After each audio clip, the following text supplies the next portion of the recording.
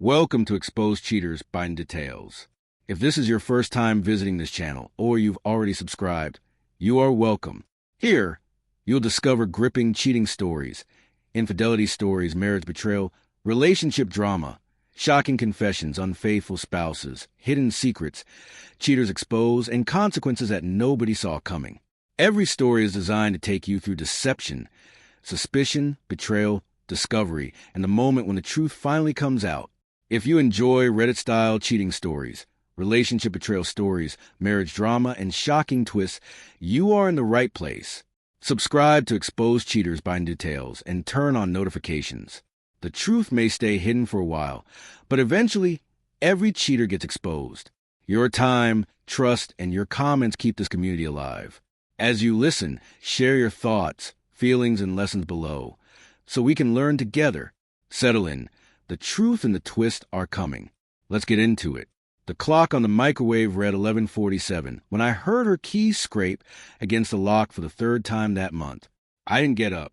I sat at the kitchen table with a cold cup of coffee I'd made 4 hours earlier, watching the door like it owed me an explanation. Sarah walked in, still wearing her blazer, her hair slightly out of place, smelling faintly of a cologne that wasn't mine.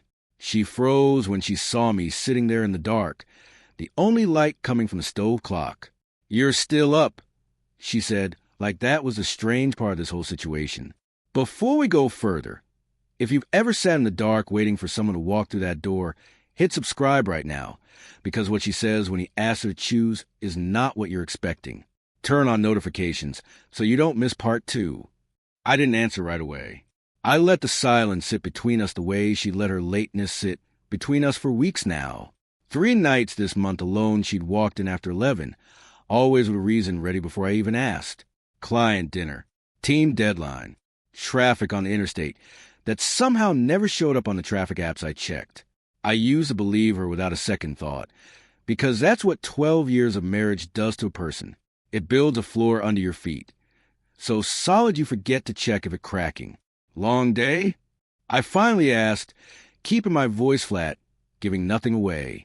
She nodded, dropped her bag on the counter, and started telling me about a proposal that had gone sideways at 6 and somehow needed her personal attention until almost midnight. I listened to every word. I nodded in the right places. And the whole time I was thinking about the text message I'd seen flash across her phone screen 2 days earlier, the one she'd swiped away so fast I almost doubted I'd read it correctly. I hadn't doubted it. Not really. The message had said, "Can't stop thinking about last night." No name attached, just a contact saved as Jim. I don't know a single person who texts their spinning instructor about not being able to stop thinking about them. I'd sat with that message for 2 days, turning it over, trying to build an innocent explanation out of nothing, the way you try to build a bridge out of driftwood when you're desperate not to drown. It never held. I knew what it meant before I let myself admit I knew. That night, after she'd changed into pajamas and settled onto the couch like nothing was wrong, I sat down across from her and said the sentence I'd been rehearsing in my head since Tuesday. "You need to choose. Him or me." I didn't raise my voice. I didn't cry. I said it the way you'd read off a grocery list. Because I'd already cried everything out of myself in the shower that morning, where the water could carry it away without her noticing. Her face did something complicated. Not exactly. More like the look of someone who'd been caught mid-sentence and had to decide, in half a second, whether to keep lying or start over. "I don't know what you're talking about," she said, but her hands had gone still on her mug, and her eyes wouldn't hold mine the way they usually did when she was telling the truth. 12 years teaches you a person's tells. Hers was always the hands. "Jim," I said, "the one who can't stop thinking about last night." I watched the color drain out her face in real time, watched her mouth open and then close again because there was nothing left to say that wouldn't confirm what I already knew. She set the mug down so carefully it barely made a sound, like she was by herself 3 extra seconds before the conversation that would end whatever version of us existed before that moment. "It's not what you think," she said, which is what everyone says right before it turns out to be exactly what you think. I told her I wasn't interested in a defense, only an answer. Him or me. She started crying then, Not the kind of crying that comes from guilt, but the kind that comes from being cornered. And I remember feeling strangely calm watching it, like I was observing someone else's marriage fall apart from a safe distance behind glass. She didn't answer that night. She slept in the guest room, and I lay awake in our bed, staring at the ceiling fan turning in slow circles, replaying every late night over the past 4 months. The gym membership she'd suddenly gotten in March, the new workout clothes, the way she'd started taking her phone into the bathroom when she showered, propping it on the sink where I couldn't see the screen, but she could hear it buzz. I'd noticed all of it. I just refused to add it up. By morning, I'd made a decision of my own, one that had nothing to do with waiting for her answer. I called my brother Daniel, who works in IT security, and asked him a question I never thought I'd need to ask about my own wife. Could he help me find out who Jim really was? He didn't ask why. He just said give him a day. Some part of me already knew where this was heading, but I needed proof I could hold in my hands, not just a feeling I could talk myself out of. Daniel called back that evening with a name. Derek Alvarez, 34, personal trainer at the fitness center Sarah had joined in March. The same one she went on nights she told me she was catching up with the girls. He sent me screenshots pulled from a cloud backup she hadn't realized was still syncing to an old tablet in our closet, the one we used to share before she got her new phone. I sat on the edge of the bathtub, reading 4 months of messages, and something in my chest went quiet in a way that scared me more than crying would have. The messages weren't just an affair. They were plans. Derek had asked her twice in the last month if she was ready to just leave already, and both times she told him it wasn't that simple, that she needed to figure out the money first. Figure out what she'd walk away with, not what she'd lose, what she'd walk away with. Reading that sentence felt like watching someone calculate my worth in a spreadsheet, deciding exactly how much of our life together was salvageable before she cut the rest loose. I didn't confront her with the messages right away. I wanted to see how far she let the lie run before it collapsed under its own weight. That weekend she told me she was going to visit her sister in Ohio for 2 days. Work had been stressful and she needed space to think about us. I told her that sounded reasonable. I even helped her carry her bag to the car, kiss her cheek, and told her to drive safe. Then I called her sister, who hadn't heard from Sarah in almost 3 weeks and had no idea what I was talking about. I didn't tell her sister anything either. I just said I must have misremembered the dates, and hung up before she could ask more questions. 2 days later, when Sarah came home tan in a way you don't get from an Ohio living room in early spring, I still didn't say anything. I was done reacting. I wanted her to keep digging her own hole, because I'd learned something in the last week that changed everything about how this story was going to end, and it had nothing to do with Derek. The thing I found wasn't about Sarah at all. It was about Derek. Daniel, still digging out what I can only guess was some mix of curiosity and protective instinct, had pulled up Derek's public records while he was at it, the kind of casual background check people do before hiring a contractor. Derek Alvarez had a restraining order filed against him 2 years earlier by a woman named Priya Kapoor, and a second complaint filed just 8 months ago by someone whose name had been redacted in the online docket. I sat with that information for 2 full days before deciding what to do with it. Part of me wanted to let Sarah walk straight into whatever was coming, to let her learn the hard way what kind of man she'd chosen over the life we'd built. But another part of me, the part that still remembered her laughing so hard at our wedding she knocked over a champagne glass, couldn't let her walk in blind. Not because I want to save the marriage anymore, because I didn't want her hurt by someone worse than me. I found Priya Kapoor's number through a mutual connection on a professional networking site, an old client of Derek's gym who'd mentioned the restraining order once in a public comment thread that had somehow never been deleted. I messaged her, careful and vague at first, saying only that I had reason to believe a man she'd once dealt with was now involved with my wife, and I wanted to know if there was anything I should be aware of. She responded within an hour. What she told me made my stomach turn in a way Sarah's affair never had. Priya said Derek had done this before. Not once, but at least 3 times that she knew of, always the same pattern. He'd target women in unhappy marriages, ones who felt unseen at home, and he'd make them feel like the center of the universe for a few months. Then, once they left their husbands or filed for divorce, once the money started moving, he'd disappear or turn cruel, sometimes both. Priya had lost $11,000 to a joint investment account he'd convinced her to open. She still hadn't gotten a cent back. I asked her if she had proof, anything beyond her own account, and she said she did. Bank statements, texts, even a voicemail where Derek admitted he'd need a few weeks to disappear. Once things got complicated with a woman he called a married one. She sent me copies of everything that night, and I stayed up reading until nearly 3 a.m, piecing together a version of Derek Alvarez that was so much colder and more calculated than the gym crush I'd imagined him to be. If you saw that twist coming, drop a 1 in the comments right now. If you didn't, drop a 2. And if you want to know whether she actually chose him or walked away for good, smash that like button. It genuinely helps this story reach more people who need to hear it. The next morning, I made coffee for both of us. The first time in weeks I bothered. Sarah came downstairs surprised, maybe even hopeful, thinking this was some kind of olive branch after days of cold silence between us. I told her to sit down, that we needed to talk, and something about my tone made her hopeful expression fold on itself immediately. She knew this wasn't reconciliation. She just didn't know yet what it actually was. I didn't start with an accusation. I started by sliding Priya's screenshots across the table, one at a time, letting her read them in silence. I watched her face change with each one, confusion sliding into disbelief. Disbelief sliding into something closer to horror as she got to the voicemail transcript where Derek talked about disappearing once things got complicated. By the time she finished reading, her hands were shaking so badly the papers rattled against the table. "This isn't real," she said, but even as the words left her mouth, I could see she didn't believe them. I told her to call Priya herself if she needed to hear it directly, that I'd give her the number right then. She didn't call.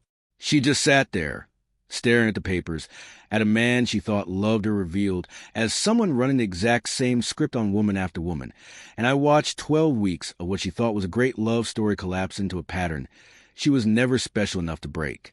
I want to say I felt vindicated at that moment, but mostly I just felt tired. Tired of the late nights, tired of the lies, tired of watching my wife realize in real time that the man she'd been ready to leave me for saw her as nothing more than the next name on a list. She started crying again, but this time it was different. Less about being caught and more about actually understanding what she'd almost walked into. I let her cry. I didn't comfort her. That part of me, the part that used to reach for her automatically, had gone quiet days earlier. "I need you to answer the question I asked you last week," I said once she'd calmed down enough to hear me. "Him, or me, except now you know exactly who he is." She looked up at me, mascara smudged under her eyes, and for a second, I thought she might actually try to salvage some version of us right there at the kitchen table. Instead, she said something I hadn't expected. She said she didn't think she deserved to choose anymore, that she'd already broken whatever there was to choose between. That answer surprised me more than any fair confession could have. I asked her what she meant, and she told me the truth, finally, without me having to dig it out of her with proof and screenshots. She said she'd been unhappy for over a year, not because of anything I'd done specifically, but because somewhere along the way she started feeling invisible in our own house, like a piece of furniture that occasionally cooked dinner. She said Derek had made her feel seen again, even if none of it had been real. I sat with that for a long moment before responding. Part of me wanted to argue, to list every anniversary I'd remembered, every time I'd asked about her day, and actually listen to the answer. But another part of me, a quieter and more honest part, knew there was probably truth buried somewhere in what she was saying, even if the way she chose to deal with it was inexcusable. Feeling invisible doesn't give you the right to disappear into someone else's bed. It doesn't erase what she did, but it wasn't nothing either. I'm not going to pretend I was a perfect husband, I told her, but you don't get to rewrite the last 4 months as something that happened to you instead of something you chose. She nodded, and for the first time since this whole thing started, she looked genuinely ashamed instead of just caught. I told her I needed time to think about what came next, that I wasn't ready to say the word divorce out loud yet, but I also wasn't ready to pretend the last month hadn't happened. She moved into her sister's place in Ohio, the same trip she'd used as a cover story 2 weeks earlier, except this time was real and there was no lie attached to it. I spent those first few days in an empty house that felt bigger than it had in years, walking through rooms that still smell faintly like her, try to figure out whether I was mourning a marriage or just mourning the version of my life I thought I'd been living before I found that text message on her phone. Daniel checked in on me every day, sometimes just a text, sometimes showing up with takeout and sitting with me in silence because he knew I wasn't ready to talk it all the way through yet. He was the one who suggested I file a report about Derek, not for Sarah's sake, but for the sake of whoever came after her, whoever he was already circling before things had even fully ended with my wife. I hesitated at first. Then I thought about Priya, sitting alone with $11,000 gone and no way to get it back. And I made the call.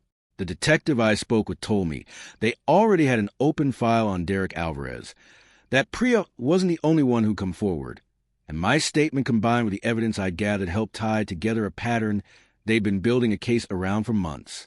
It turned out Derek had used at least 4 different fitness centers across the city over 3 years, always moving on once complaints started piling up, always finding a new set of unhappy women who hadn't heard about him yet. 2 weeks after Sarah left, I got a call from her, quiet and different from any conversation we'd had in months. She told me Derek had reached out to her again, apparently unaware that anyone knew what I now knew, trying to convince her to meet him for a fresh, start somewhere new, maybe even suggesting she bring some money to get them settled. She said she'd told him no, that she knew exactly what he was, and that she'd blocked his number before calling me. I believed her. I'm still not sure why, but I did. That phone call didn't fix anything between us. It didn't erase the messages I'd read at 3 a.m, or the 2 days I'd spent watching her lie about a trip to Ohio that never happened the first time. But it told me something about who she was underneath the mess of the last few months, that whatever had made her vulnerable to someone like Derek wasn't the same thing as being a fundamentally dishonest person. It was messier than that. People usually are. We started seeing a counselor separately at first, then together after about 6 weeks, once we both had enough space to stop reacting and start actually examining what had gone wrong long before Derek ever entered the picture. It wasn't a fast process. There were sessions where we sat in silence for most of the hour, and sessions where old resentments I didn't even know I was carrying came pouring out faster than either of us expected. Slowly, though, something started shifting between us that felt less like reconciliation and more like rebuilding from an actual foundation instead of assumptions. I won't pretend it was easy to trust her again, or that some nights I didn't lie awake replaying the exact moment I saw that text on her phone. Trust doesn't come back all at once. It comes back in small pieces, in the accumulation of 1,000 ordinary nights where she comes home when she says she will, where her phone stays face up on the counter instead of hidden in her bag. Those small things matter more than any grand romantic gesture could have, because they were proof, not promises. 6 months after that night at the kitchen table, Derek Alvarez was arrested on multiple counts of fraud, tied to at least 5 different women across 3 states who come forward once Priya's story and mine gave others the courage to speak up.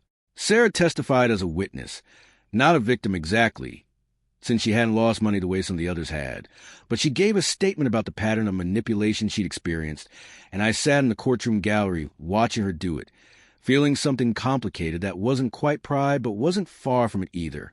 Watching her on that stand, calm and clear about what happened to her, without minimizing it or making excuses for herself, I understood something I hadn't fully grasped before. The woman who lied to me about Ohio and the woman testifying in that courtroom were the same person, capable of both weakness and honesty, and choosing which version of herself to be going forward wasn't a single decision made once at a kitchen table. It was a decision she had to keep making, every day, in 100 small ways I couldn't see. A year after that first confrontation, we're still together, though I'd be lying if I said everything went back to how it was before. It didn't, and honestly, I'm not sure I would have wanted it to. The marriage we have now is more honest than the one we had before, built on conversations we avoided for years because it was easier to assume everything was fine than to ask hard questions about whether it actually was. Sarah still goes to that same gym, but with a different trainer now, one Daniel vetted first, only half joking. People ask me sometimes why I didn't just leave, why I put in the work to rebuild something that had been broken so completely. I don't have a clean answer for that. Part of it was 12 years of history that didn't deserve to be thrown away over 3 months of someone else's manipulation, even if those 3 months hurt more than almost anything else in my life. Part of it was watching Sarah actually reckon with what she'd done instead of just apologizing and moving on like nothing happened. That difference mattered more than I expected it to. I think about that night often, sitting alone at the kitchen table with cold coffee, asking her to choose between a man who was already planning his exit strategy and a marriage that had quietly stopped working for reasons neither of us had bothered to name out loud. I got my answer eventually, just not the one I expected to hear. She didn't choose me over him in some dramatic declaration. She chose to actually look at what she'd almost thrown away, and then she chose, every day after that, to earn her way back into a life she'd nearly walked out of. If there's one thing I'd tell anyone sitting where I sat that night, phone message glowing on a screen, gut twisting with a truth they already know but haven't said out loud yet, it's this. Ask the question you're afraid to ask. Not because the answer will feel good, because most of the time it won't, but because not knowing is its own kind of damage, slower and quieter than betrayal, but just as corrosive over time. I asked mine at 11:47 on a Tuesday night. I'm still glad I did. Even on the nights it still hurts to remember. Derek Alvarez is currently serving time on fraud charges, and last I heard, 2 more women had come forward since his arrest, encouraged by the coverage the case received once it went to trial. Priya and I still talk occasionally, an odd friendship built out of shared near-miss with the same predictable man. Sarah knows about the messages, has read them herself, and doesn't flinch from that part of her story anymore, even when it's uncomfortable to sit in front of other people, including me. Our marriage isn't a warning story anymore, or at least I don't think of it that way most days. It's something closer to a renovation, the kind where you got the parts that were rotting and keep the frame that was actually still solid underneath everything. Some rooms in that house still smell like smoke from the fire that almost burned it down. I've learned to live with that smell instead of pretending it isn't there. Some things you don't get to erase. You just learn to build around them, carefully, one honest day at a time. If this story hit home, subscribe for more real stories like this every week, and tell me in the comments, would you have given her a second chance or walked out that same night? Check the video linked on screen now for the story everyone's talking about. You will not believe how it ends.